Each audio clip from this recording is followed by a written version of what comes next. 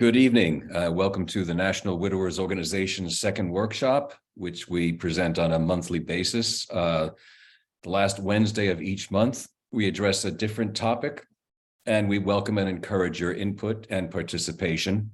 The National Widowers Organization describes ourselves as a virtual toolkit for men coping with the loss of a loved one. We seek to address the needs of all bereaved men and to basically transmit the message that you're not alone. Tonight, we have two guests I'd like to introduce to you. The topic basically is going to be dealing with getting support and asking for help. And basically, the idea is that men don't always, they're not famously as open, perhaps, with their feelings of loss. And how does one navigate through the devastation of the death of a spouse, a child, or a loved one? Our two guests tonight are Dr. Kenneth Doka. Dr. Doka is Professor Emeritus at the Graduate School of the College of New Rochelle and Senior Vice President for the Hospice Foundation of America. Dr. Doka has authored or edited over 40 books and over 100 articles and book chapters. His book, Men Don't Cry, Women Do: Transcending Gender Stereotypes of Grief, was instrumental in identifying the unique differences in grieving styles. He is editor of both Omega, the Journal of Death and Dying, and Journeys, a newsletter to help in bereavement. And we also have with us fellow board member of the National Widowers Organization, Adam Larson. Adam is a father and technology professional. He serves as a board member on the National Widowers Organization because he had to walk the path of intense grief when his wife passed away. He navigated the tricky path of single parenthood, widowhood, while balancing a career and trying to help others. I'd like to welcome our two guests, Adam and Dr. Doka. Welcome this evening. And our first speaker is going to be Adam to talk about the topic of tonight, which is getting support. How does one ask for help? All right. Well, thank you so much, Ken. I appreciate the opportunity to come on tonight, and thank you everybody for joining us. Grief is not an easy thing. As if you've gone through grief, it's an interesting monster, is what I like to call it. Just a little bit about my story. My wife passed away in 2018. And when she did pass away, I had four small kids between the ages of 3 and 11. And so it was quite an overwhelming experience as I was trying to navigate this, suddenly being a single parent and trying to figure out, how do I do these things? And everything was a bit overwhelming at that time. And it was a bit of a blur. And growing up, I never really knew how to ask for help. I always just kind of figured out how to do things myself. I've always been I started my first job at like 13. Ever since then, I've been working. And so I was always trying to make my own money and do my own thing. And so I never really liked asking for help. But then suddenly, in this moment in my life, I suddenly needed help and I didn't really know how to. And so one of the first things that I noticed as I was reflecting on that for this particular call was that help was kind of right in front of me and I didn't even notice it. People were starting to do things for me and I just kind of learned to let go of control of certain aspects of my life, like helping with the kids when I needed to work, or running to the grocery store, or doing different things. And at the time I lived, far away from any type of family. And so I ended up accepting help from the two mother-in-law, my mother and the mother-in-law, and they would stay with me for a month and help me with the kids. And at the time we were actually homeschooling the kids. And so I was trying to finish out the school year. And so I had to learn to just be okay with accepting help at first. And so that was my biggest thing, was being okay with accepting help. And then I started to learn to ask for help when I needed it. Like if I needed a night off, or if I needed to get away from the kids, or if I needed to get some groceries or something like that. Those are things I started to learn to ask for. Grief is an interesting monster, like I already said, and everybody grieves differently. And it's interesting how when you're going through grief or an instrumental moment in your life, there's so many people who try to give you advice, and most of that advice does not apply to you at all. And you kind of have to figure out your own way as you're going through. And so as I sought help through a grief counselor, I started reading books and try to find ones that I connected with. And as I did that, I started to work through my grief. And so I learned I started to ask for help so I could work through my grief, so I could be there for my children. And I think that was my biggest motivator of asking for help, was because I knew that my kids would need me as their parent, and I couldn't let myself get lost in my grief. And so I needed to address it. I needed to face it head on as I was going through it. And so it was a very intense period of my life as I was going through that, but it allowed me to focus in. It allowed me to it really allowed me to kind of put aside all the things that had hindered me from asking for help in the years before. And I kind of learned to look at life in a whole different way. And so I started to ask for help for the kids. I started to ask, it started to break down. What I'm trying to say is that it started to I started to see the world in a completely different way. When I started to ask for help, I recognized that it's okay to let go. It's okay to not have control of everything. And it was okay for me to be not okay. It's okay to not be okay.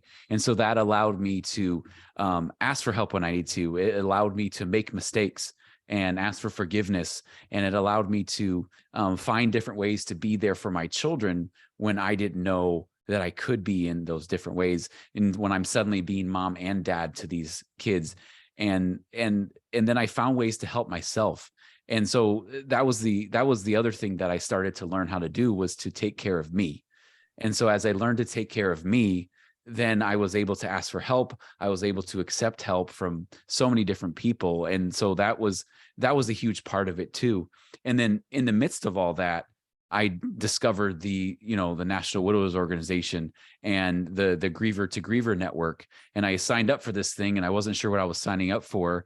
And the person that I met through that has become one of my best friends because of that, because I found this other person that I could talk to, confide in, who had gone through what I'd gone through, and we could actually connect in that way. And so,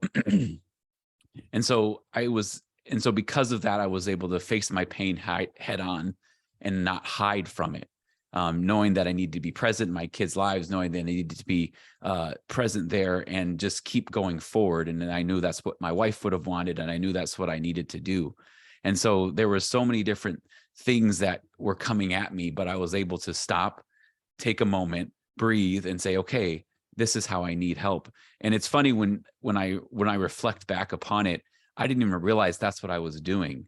I was sitting reflecting on trying to think about what I would talk about tonight. And I was thinking about all the different things that happened along the way. And I recognized I was accepting help from people I didn't even know fully. I was a friend of somebody I had just met like a few weeks before called me up and said, I hear what you just went through. Here's some money so that you can, get through this next week. And I'm like, I don't barely even know this person, but yet I wouldn't have normally accepted that from that person, but yet suddenly people were giving me help. And it was a very humbling experience, because I had been one who liked to do things on my own. As I mentioned, I've been working since I was like 13 years old. Since I was able to start working, I'd started working. I was hustling to do my own thing, because I didn't want to rely on anybody else to do what I needed to do. And all of a sudden I'm relying on all these different people so that I could, I needed a community, and suddenly a community arose, and I was humbled enough to allow that to happen. And it was a very difficult time, because I'm not one to do that. I don't like doing that. But as my worldview changed because of this earth-shattering experience, it allowed me to be able to take deep breaths and recognize it's okay to not be okay. It's okay to accept help. And then it's okay to recognize that you need help and ask for it. And that was probably the biggest thing that I learned was, it's okay to not be okay, and ask for help when you need it, and accept help from people. And eventually a lot of those people kind of go away, as it does when you go through grief. There's a bunch of people who rush to you right away, and then, months, like a few weeks later or a few months later, depending on, how big the network of people is, that those people slowly fade away. But then there are still people in your life that you can still, it's okay to ask for help. And the other thing that it is, everybody, asks for help in different ways, and it's okay to, that, my story is different from your story, but, we all can see similarities in the experience that we've gone through when you're going through grief. And so that's kind of what I wanted to share today and with all of you. And I hope it helped you. And I'll pass it over to Dr. Doka. Thank you. I'm honored to be here tonight, and just have a few comments that I really want to make, and then open it up for questions. The first thing is that one of the things we know is that support, particularly informal support, can be so critical. A number of years ago, Colin Murray Parks, a psychiatrist in England, and really what I call the grandfather of grief studies and contemporary grief studies. He was the director of bereavement services at the first hospice that ever started in London, St. Christopher's, from Cicely Saunders. But and he's still alive. And but one of his interesting studies years ago was titled "Who Needs Grief Counseling?" And his answer was people who don't have good informal support systems will more likely benefit from grief counseling than people who have a good support system that rallies around them. So the importance of support is very critical. My work has been on what we call grieving styles, and really started as a study of gender and grief with a colleague of mine, unfortunately now deceased, by the name of Terry Martin, who was at Hood College. And so we wrote a couple of books together, and one of the things we found out was that we moved away from gender. We started talking about grieving styles. We talked about an intuitive style, which is very feeling oriented. When you ask an intuitive griever, how did you experience grief? They'll often talk about waves of emotion. When you ask them what helped, they say, I needed to talk that through. I needed to explore and ventilate my emotions. And then when you said, and that's what helped them. On the other end of the continuum, this is a continuum, you had what we called instrumental grievers. A lot of men fit into that end of the continuum. And when you asked them to describe the experience of grief, they often described it somewhat differently. They said things like, I just kept thinking about the person, or I needed to be active. I felt like somebody punched me in the stomach, or something like that. And what often helped was kind of thinking it through, or doing, and that was the kind of way that they adapted. And again, people are at all ends of this continuum. One of the men we interviewed was a person whose daughter died on a January night in Maryland, and he talked about the fact that right after, literally the day he buried her, when he came home, what happened is she was coming home late one night on a snowy, icy evening in Maryland, and as she turned her corner to her house, her car flipped over. She wasn't wearing a seatbelt. Unfortunately, she died, 17-year-old daughter, crashing through a neighbor's fence. And literally the day he buried his daughter, he was out there fixing the neighbor's fence. And the neighbor came running out and said, John, you don't have to do this. It's nothing to worry about. And he said, no, I do. He said, and he told us later on, it was the only part of the accident that I could fix, and I needed to fix it. And that was how he dealt with his grief. And again, I want to reemphasize what Adam said. We all grieve in very, very different ways. And as you hear our conversation tonight, you'll hear some things that will resonate, and you'll hear some things that may not resonate, and that's okay. You have to look at it through the prism of self, and you have to say, yeah, this might work for me, or this might not work for me, or this one really sounds weird to me. And that's okay, because we all grieve very, very differently. So our needs vary, and there's not one model. Over the years, as we developed this book, it's been interesting to hear people who wrote to us and talked about the different things that they did, and different models that we can use to find support. One of my colleagues in Australia has what he calls grief at the bar, and they meet at a pub every couple of weeks, and they have a beer and they talk about their loss. And one of the things they found out is that was very attractive to many of these Australian men, because they didn't have to say, I'm going to a grief group, and everyone said, ooh, as a man, and they could just say, I'm meeting some friends at a bar, and that was pretty cool. Other things, a number of years ago, I did some training in the panhandle of Idaho. And a little later on, a hospice bereavement director told me that they had a situation where a mine collapsed and a number of men were killed. And so the school decided to do so. The school district decided to do some grief groups. So they started some grief groups, and a lot of the girls went to the grief group, and they went to the boys, and they said, "How come you're not going to the grief group?" Not for us. And they said, well, how can we help you? And the kids started talking about how one of the things that they really found benefit from was that they really missed, I should say, was that their father, they do things with their father. This was a very rural area of Idaho, so they went fishing, camping, hunting with their dad. So they decided to create an adventure-based group. But around the campfire, kids would reminisce, and these boys would share stories and reminisce, and really in their own way process their grief. Sometimes there are educational seminars or problem-solving groups, and a number of years ago, Bill Warden and Phyllis Silverman and Nickman did a famous study called the Harvard Bereavement Study about grieving children.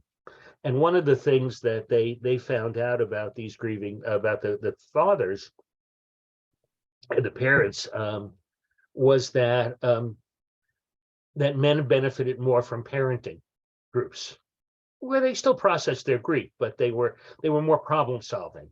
How do you deal with a kid who's all of a sudden flunking in school? But they intermixed with this problem solving was often their notions of grief. Now, this is not to deny the importance of support groups, because support groups are really critically important for those who benefit from it. They provide validation, they provide opportunities to ventilate, they provide respite and support. You learn coping techniques, again, through that very individual prism. One of my funny stories is when I was 50, I broke my right arm in a skiing accident. And I went to the ADEC conference with my arm in a sling, and Phyllis Silverman was talking. And Phyllis Silverman, also deceased now, started the first Widows to Widows group. That's one of the things that she's most famous for in her career. And this women's support group. So, and one of the things that she was talking about was just how these groups people would learn things even beyond grief, just about coping. And she gave the example of one woman with arthritis who when she went out would always be careful to get something she didn't have to cut. So she was eating a lot of pasta, a lot of soft foods, and so was I at the time, because I had a broken arm. I was very conscious that I couldn't do it. And somebody said to her, well, what I do is I just ask them to cut it in the kitchen into bite-sized pieces. Never thought about that. That's what I started. That's how I survived the end of my broken arm in a cast. So, again, we learn all kinds of coping techniques, and they're very valuable. And of course, groups give us hope too, because we have people at different levels who talk to us in different ways. One of the things that I always do when I'm helping people utilize support is I have them write down, and this is a kind of fun exercise and an important exercise, but often a very revealing exercise that you might want to, that those listening may want to use. I ask people to write down as homework in therapy their support system. Who do they look for support? Now, the first thing I do, of course, is to make sure that they have a support network. Most people do, but but not everyone. Sometimes people have really outlived most of their network. If they're an older person or an older widow or widower, many of their family and friends may have died. But I asked them to write down the names of their support system, and I prompt them a little bit. You sure you have everybody here? What about people in your faith community, if you're involved, or in other organizations? And then I asked them to do something when they bring me the list, and most people are surprised how big the list actually is. And then I asked them to say, okay, some of these people are good doers.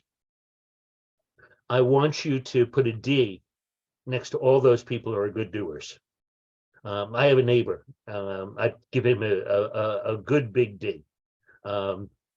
He's older, retired, but when I'm traveling, I'll ask him to bring in my mail, and and I could bet you money that when I come back from my trip, in a plastic bag on my living room table will be a week's worth of mail. And I'm convinced that if he died in the process, he'd write on the driveway in blood, "Bring in Ken's mail." You don't have to call him, you don't have to ask him twice. He's a great doer, so he gets a D. L is for listeners. We need people to listen for us too. These are people you can call at any point in time. You call them at 2:00 in the morning, they're honored you chose them to talk to. Jim's a terrible listener. If you talk about any kind of reaction or situation that you're struggling with, he'll tell you 5 ways to solve it and what you did wrong. So he's not a good listener. So we don't give him an L. And then there are another group of people that I say, and you mentioned this, Adam, and I think this is so important, that I call respite people. These are people you can go out, you have a good night with. Grief is hard work. And like any hard work, you need time away from it. You need time to relax. It's like if you're doing hard, any task, you need time off. And these are the people you go out with. You can have a good night, you can go to a movie, you can go to a sports game, you can go to the bar, and they're never going to turn around and say to you, "How are you really doing?" Because they hope against hope that you don't talk about it. But that's their gift. Their gift is they give you time away from grief, and that's really important. And so so as I said, when I do this with people often find they're not using their support system well. They're asking their listeners to do, and their doers to listen, and they're getting frustrated because nobody seems to be hearing them and nothing seems to be getting done. And the other thing that they find is that they learn to appreciate the respite people who up to this point are annoying the hell out of them. Never asked me about that. She never mentions the fact that my wife died, or I'm dealing with the loss of a child or a grandchild or a sibling. And then all of a sudden they realize, yes, but that's their gift. That's what they do. And that's the value of it. So I guess as we open up for questions, my concern would be, again, recognize some, I guess, takeaway points. Recognize that we all handle loss differently. Recognize that, Banana's research that some people may be saying, and probably not in this network because they chose to join this network, but some people don't need much help when they in their grief. Banana talked about the fact that some people have a phenomenal sense of resilience and they bounce back from even some of the most horrendous tragedies. Now, that's not everybody, but we've got to acknowledge that part of the population too. And so, I think we want to acknowledge the very different ways that people deal and cope with grief. The fact, because of that we have to offer a menu of options for people, and respect the fact that some people will find this helpful and some people will find that helpful. I want to close by sharing a cartoon, The Wizard of Oz. And any of you remember The Wizard of Oz? Here's a guy at a graveside, and he says, "She was a wonderful woman. Poor fellow, you should join a support group." And then the grieving person asks, "Do they do laundry?" We all have our different needs. We all have our different things. But again, we shouldn't be shy about finding the support we need or assuming that what worked for somebody else will work for us. And I guess that concludes the comments that I wanted to make. Thank you, Dr. Doka. Thank you, Adam. Let's open it up for questions. Do we have anybody who would like to pose a question to Adam or Dr. Doka? Okay, we have a person. Do you see that, Dr. Doka? I do.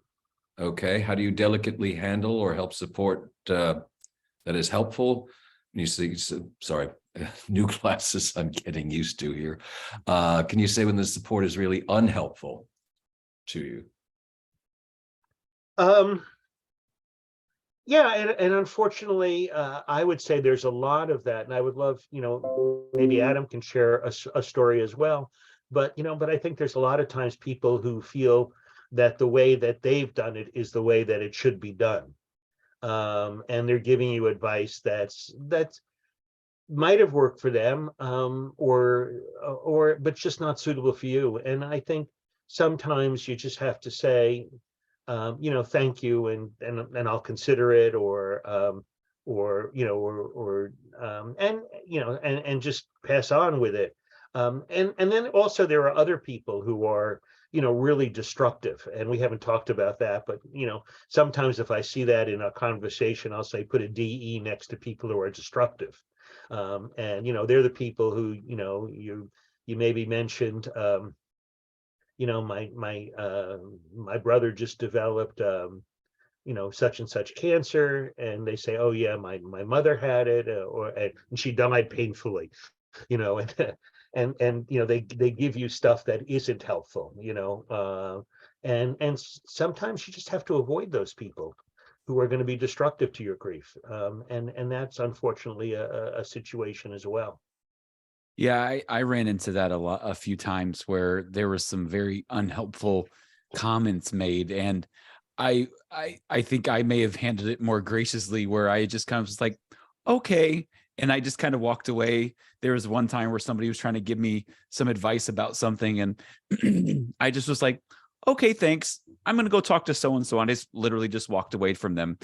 And I didn't try to, I didn't mean any disrespect, but whatever they were saying was not helping me. I just needed to walk away. And sometimes it's okay to just walk away from people. It's okay to, politely just say, okay, thanks. And then you could just put it on the shelf or just never think about it again. Right. Yeah, I guess you also have to know, as you were saying, Dr. Doka, the type of ways people express their intent to help. In my set of circumstances, I had a very close friend that shocked me that after 6 weeks after I lost my wife, he says, "You're still grieving over this?" Yeah. Just couldn't understand that position, and perhaps he couldn't understand mine. And I suppose you just have to make peace with that in that situation. We have a question from Matt: how to engage someone who has a loss, but they say they're doing well and don't need any outreach? I'd say sure, and if you do, please, give me a hand. Again, this goes back to the fact that some people have very effective support systems, where they have the help they need, or maybe they're resilient in their grief. My notion would be, if somebody says they're doing well, and unless I see evidence that they're not, I'm going to respect that. We also have another question. It'll be 14 years, December 12th, that since my wife passed, I never had issues with insomnia until she died, and it's still an issue. I don't take prescription meds, but have tried melatonin and tea designed for sleep with no effect. Any ideas? I have no family within 450 miles. I can share a little story. When my wife passed, I kind of got insomnia where it wasn't really an insomnia. It was really just, I would just, after the kids were in bed, I would just sit there watching movie after movie and TV after TV show. It was kind of like a self-induced insomnia. And the only thing that kind of got me beyond that I ended up talking to a grief counselor, and working through that with my counselor and a therapist, because I had to recognize what I was doing and why I was doing it and how to kind of walk past it. That was kind of my experience with it. It was kind of I had to kind of work through what I was doing and the reasoning. And then, every time I would see them, did you sleep this week? And it took me a number of years to get beyond that. I didn't sleep very well for years. Yeah, same here, Adam. It's exhausting, as you were saying, Dr. Doka. It's really work. Yeah. And it leaves you bereft of energy. And sometimes, even though it's exhausting, you just can't get that rest that you need. And of course, good diet, good self-care, and a good night's sleep is vitally important in the best of times. And certainly when you're experiencing grief, whether it's recent bereavement or bereavement that comes back to you during the holidays or anniversaries or anything other than that. I'm certainly not a doctor or health professional, but in my own personal experience, I'm a big fan of certain herbs, and valerian might be something you might want to check out on the internet as far as information to help aid sleep. I found that to be of benefit. It's valerian root. Yeah, sleep is definitely prime issue as far as getting through to be well rested, for sure. We have another. I'm just going to make one comment on that, and the comment that I would make is that that again, if the lack of sleep is really interfering, and you've tried all these self-help measures, maybe it's time to consider working with a doctor and getting a prescription for something that will help you get through it, because ultimately, the inability to sleep over a long period of time can be so negative for your health. So so as I said, I wouldn't be adverse, if nothing else were, to say it's time to consider other medical options. We have another question, another comment. Since my wife died and my children are adults and have their own lives, I find that mealtime is horrendous. I'm so lonely. How can I get support around that? And I guess one answer is maybe be a little bit proactive in setting up opportunities to have meals with other people. Maybe looking to your support system and again, just going to counseling, going to a support group. I had two women in a support group that I ran. One woman said, the worst time for me is Friday night, because my husband and I always used to eat out on that night. And another woman in the group said, yeah, that's my toughest night too. So they decided to eat out together. And she said, in the beginning, we were eating out together alone. That we were going through motions. Says, but after a while, we really began to enjoy our time together. And I'd find myself in the week looking forward to meeting so and so at this other restaurant. So so sometimes you have to do some creative problem solving. I just want to call your attention to the question in the chat room too. Where do you start to look for support?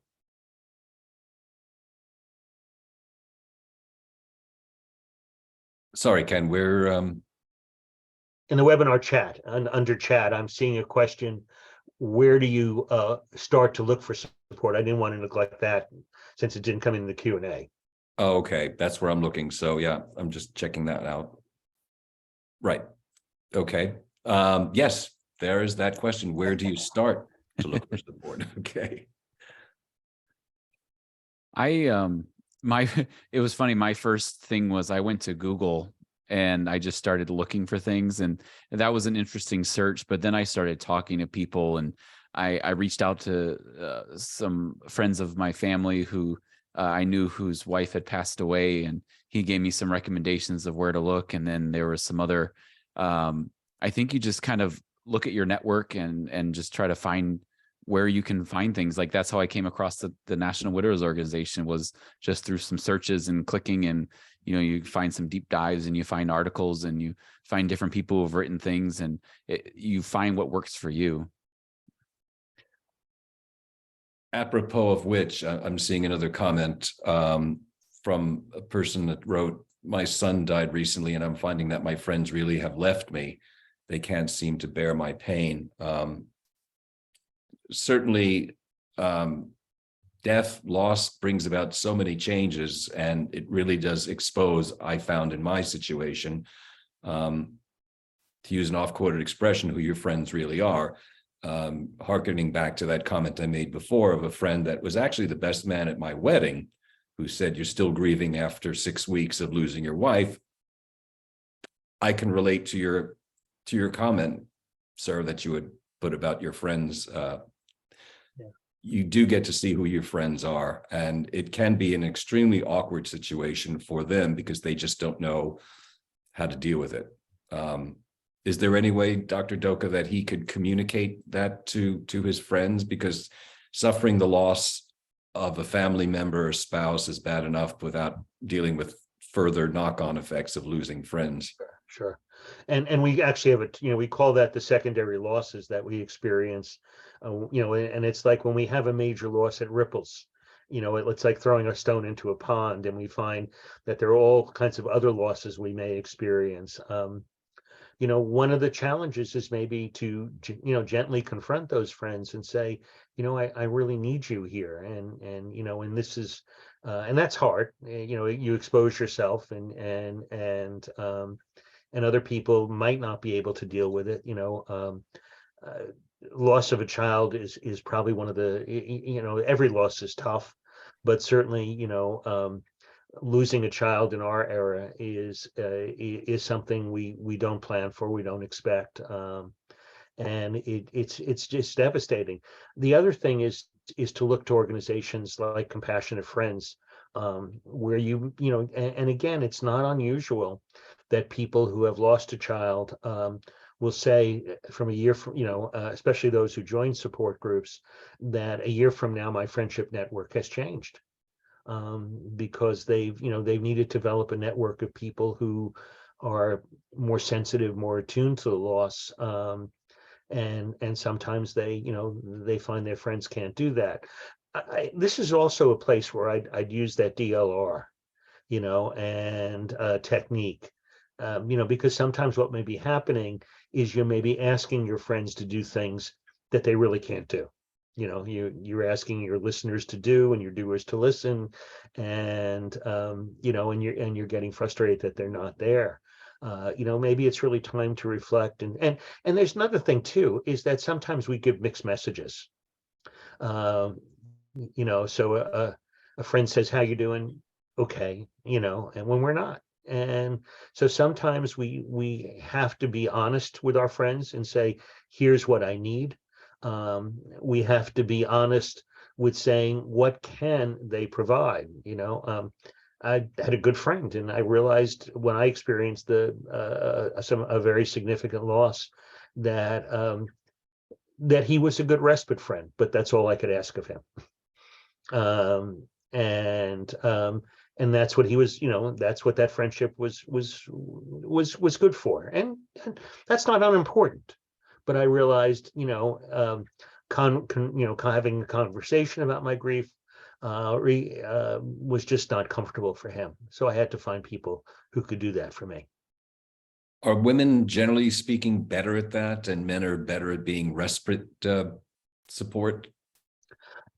I don't know that that's the case. There's an old myth that and I think it's a myth, the Iron John kind of myth. If you've read that book by Bly, that men don't seek support, and I don't know that that's true. I've been blessed with some very powerful friendships where people have supported them, and I like to supported me, and I think there are times that I supported them. Yeah, I don't think we're especially bad at that as a gender. I definitely had that where I quickly saw who my friends were in the midst of my grief, and in the midst of that, I found there were two people in particular who've become very close friends and who I can talk about deep things with at all times, but everybody else just kind of faded away. And there are a few respite people out there, but it's really it whittled down to a very small group of people. But I think that's what I needed at that time. And those are still very close people to me. Yeah.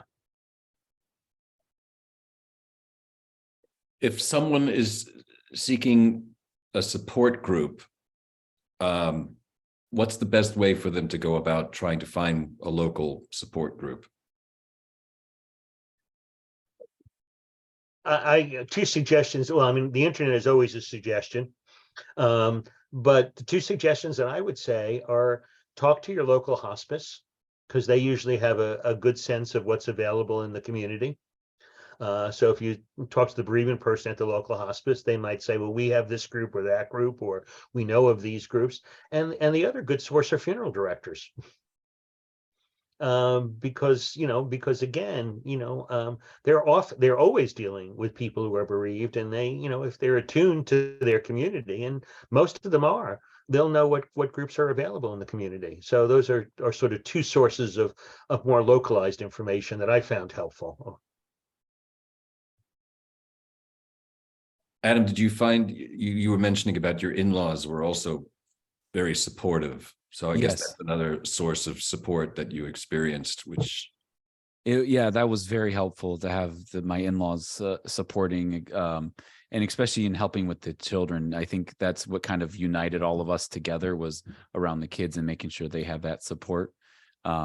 But yeah, that was one way. And then I also was, your local religious organization, if you're a part of a religious organization, sometimes they have support groups as well. Sure. And that's another place where you can find them.